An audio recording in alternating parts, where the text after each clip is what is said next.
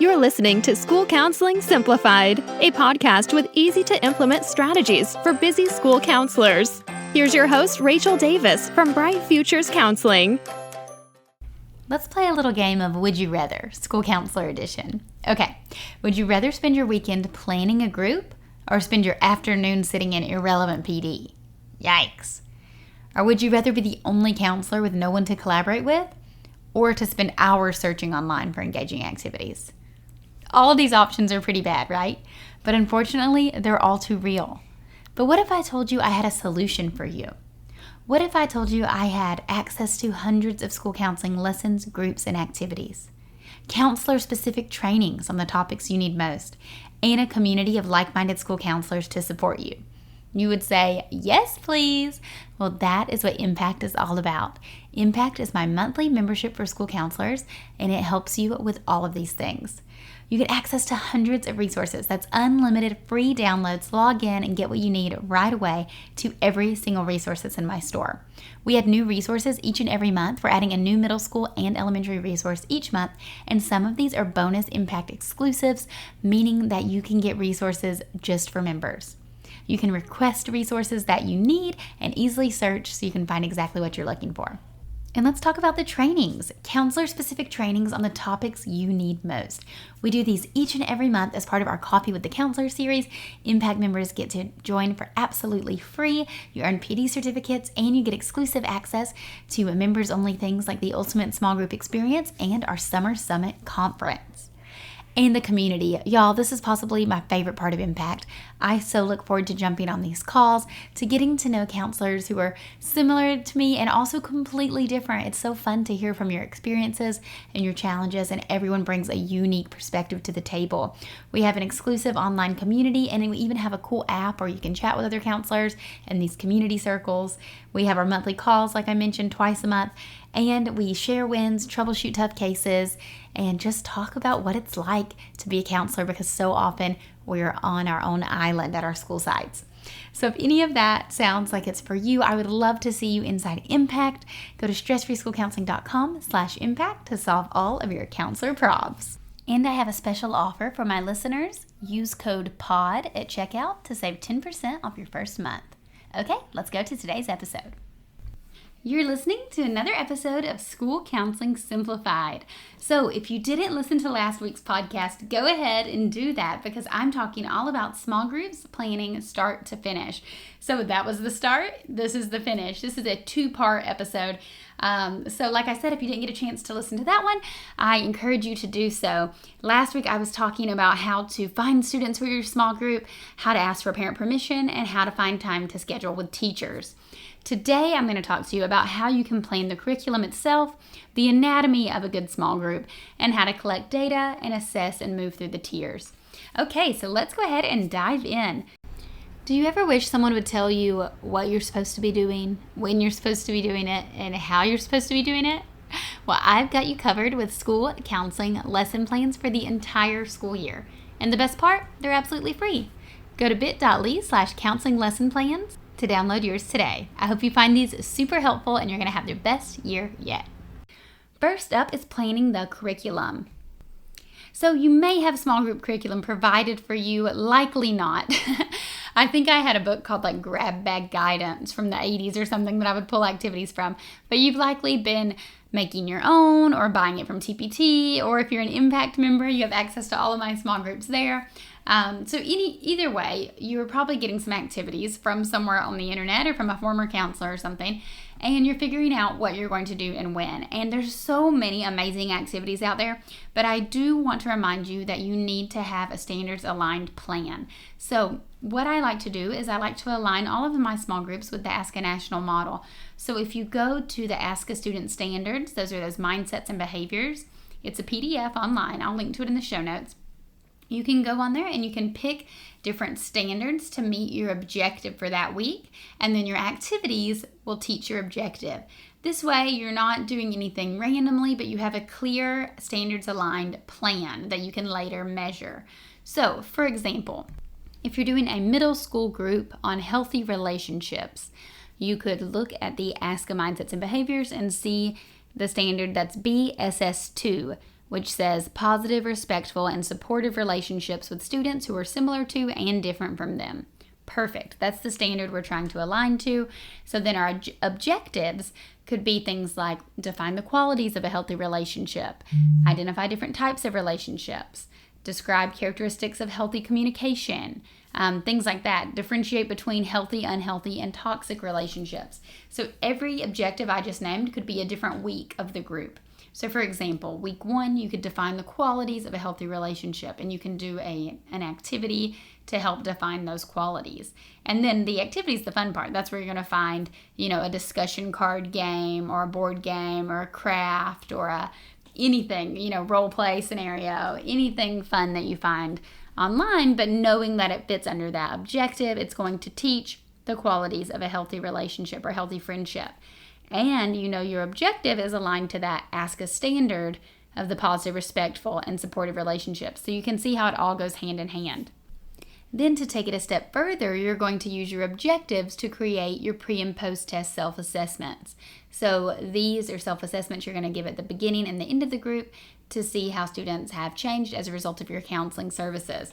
So for example, if week 1's all about identifying the qualities of a healthy relationship, then the first statement on the self-assessment could say, I know the qualities of a healthy relationship, yes or no, or I can write 3 qualities of a healthy relationship, yes or no, and then they could list the 3.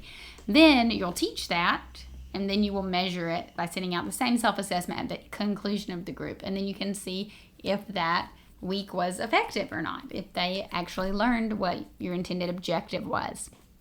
So that leads me to collecting the data. So once you collect the data, you can then assess if students have made progress as a result of the group and then move through the tiers. So if they have made progress and they've met the objectives, then we will just go back to that tier 1 intervention that everyone's getting. That's the proactive and preventative class lesson. And so they no longer need to be in the group. They can graduate, move on. If we see that they are struggling, they didn't really, learn anything in the group, they're still having the same problems, then what we can do based on the data is we'll still graduate. We're going to finish that group. And then you could put them in another group. Maybe it's a little different. Or you could see them in individual one-on-one counseling if you think they need further support. That's what I mean when I say move through the tiers. Now, I've told you how to plan your curriculum to ask aligned objectives and then using activities to support those objectives. I've told you how to collect the data and then to assess the data to determine which tier students should be in. Now let's talk about the anatomy of an engaging small group and what that looks like. So I love to start every group with a feelings check. I believe you should start every group with a feelings check where you go around and you say how you're feeling and why. As the counselor, I always like to model this, and then you can provide different options based on developmental level. So you can provide a visual for students to look at faces of different emotions. You could do colors based on zones of regulation. You could do a scale of 1 to 10, however you want to do it. But it's important to do that feelings check-in. Now, as the model of what to do, you want to be sure that you are being honest and that you're not always defaulting to just, I'm happy, I'm great. You want to be honest and transparent about your feelings. That way you can model and show that all feelings are welcome here. Now, after that, I'd love to go over our group rules. So in session 1, you will establish some group rules. I like to do this collectively. And in the back of my mind, I already know what the rules are going to be, but I like the students to give their input and then we kind of get there together. So for example, if it's little guys, sometimes I'll be like, okay, what are some good group rules? What do you think we should do? And they may say like, no hitting. And then someone will say, yeah, no punching. And then someone will say, yeah, no kicking. But we're not going to write all of those out. Instead, I'll be like, I love those ideas. I think we can write these as be kind and be respectful. And then we're going to write these group rules down and pull it out and review them at the start of every group. And then if someone's breaking one of our group rules, we can gently remind them, oh, make sure you're being respectful, or that behavior didn't look kind, something like that. If they're visual, you can simply point at them as not to distract the rest of the group from what they're doing, but to gently remind that student that they need to follow the group rules.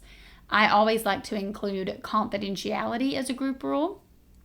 Even if I'm working with kindergartners, I like to include confidentiality, and I explain it as what you say in here stays in here unless you're hurting yourself or someone else or if someone's getting hurt. So I think after the feelings check, you go into group rules. Then I love to do an icebreaker. So this is going to be something fun to get the kids, usually physical, up and moving. Maybe we're tossing a beach ball with some icebreaker questions on it. Maybe we're doing like a Jenga game, a sides of the room game. And during the first session, the icebreaker game can simply be like a get to know you activity to build rapport amongst the students. But after that, I like the icebreaker activity to be icebreaker in nature, but topic-wise focused on what we're talking about. So if we're talking about self-control strategies, perhaps the icebreaker is like a freeze dance game where we're trying to stop the minute the music stops, and that's a self-control strategy. And then after you do the icebreaker, you can kind of explain how it relates to the topic, in this case, self-control. After the icebreaker, I like to do the main activity. So this would be something like role play, or it may be a cut and paste activity. It may be a game. It may be I statements. It may be a scavenger hunt. This is like your main group activity. It may be making a collage. It really just depends on the topic. And then the main activity, you may show a video also to introduce something or explain something. But this is like the meat and potatoes of introducing the concept you're trying to teach. So in the case earlier, we were talking about healthy relationships. This is where you would explain through activity what the differences of a healthy versus unhealthy relationship are. Then you're going to have a discussion piece. So I love to use a discussion dice, discussion beach ball, discussion cards, any kind of discussion game. We want to get the kids sharing their own experiences based on the objective that we're teaching. And then we want to have some kind of reflection. So the reflection can be a journal, is what I typically do, where students are reflecting on what you did in group that day, and then their own, internal reflections on their experience with whatever the topic was. So if it's self-control, they'll talk about, maybe a time they showed self-control, or a time it was difficult to show self-control, or a strategy they'd like to try based on what they learned in group today. So that is the anatomy of an engaging small group: your feelings check, your group rules, your icebreaker, your main activity, your discussion portion, and your reflection piece. So I hope that helps you when it comes to planning your curriculum. And like I said, if you didn't get to listen to last week's episode, hop over there for the, ins and outs of getting the group established. And then today's episode was more on like what to do once you have the kiddos there. So I hope you found this super helpful, and I will talk to y'all next week. Thanks for listening to School Counseling Simplified. You can find the links from today's episode in the show notes. If you'd like to connect with Rachel, she's on Instagram and Teachers Pay Teachers at Bright Futures Counseling. Be sure to subscribe to the podcast so you don't miss any episodes of School Counseling Simplified. Talk to you next week.